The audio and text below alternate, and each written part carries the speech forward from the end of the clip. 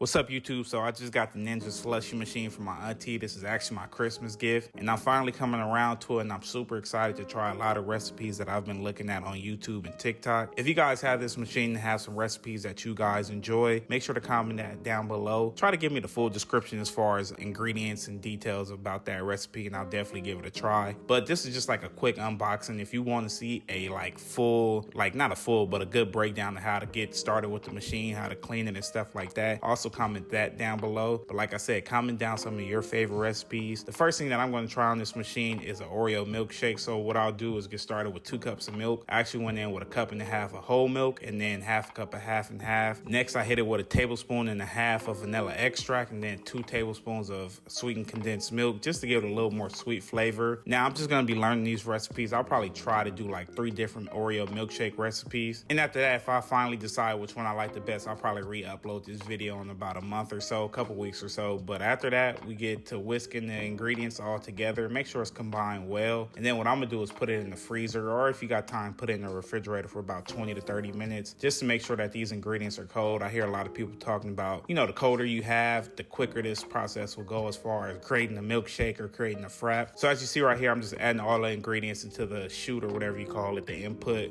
and then you just get started by hitting milkshake.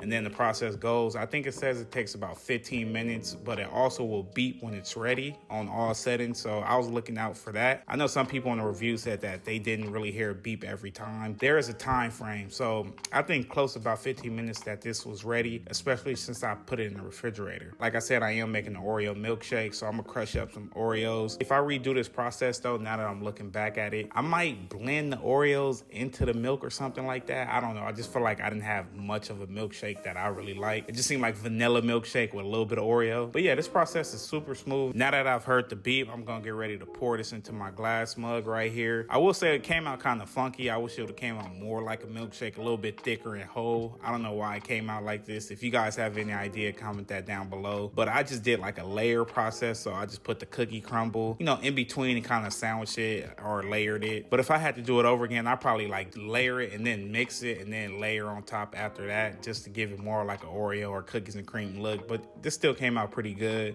It's definitely something you should try. Again, it's nothing like going to get an Oreo milkshake from an ice cream shop or something like that. Just a quick and, you know, nice Oreo milkshake at home. Super easy, not a lot of steps. You don't need an ice cream maker or anything like that. I guess my only complaint, I probably got to like turn the temperature up, because you can adjust it to my right as you can't really see right here, but you can turn it up and get either a colder. If you want like more of a creamy, milky base or more of a thicker base, you can change that setting. Again, this is my first video, and actually my first time trying this. So I'll definitely be able to improve from there. Let me know down in the comment section if you guys will be using a machine like this. Again, if you got some recipes that you like, comment that down below. This is my first time using the Ninja Slushy.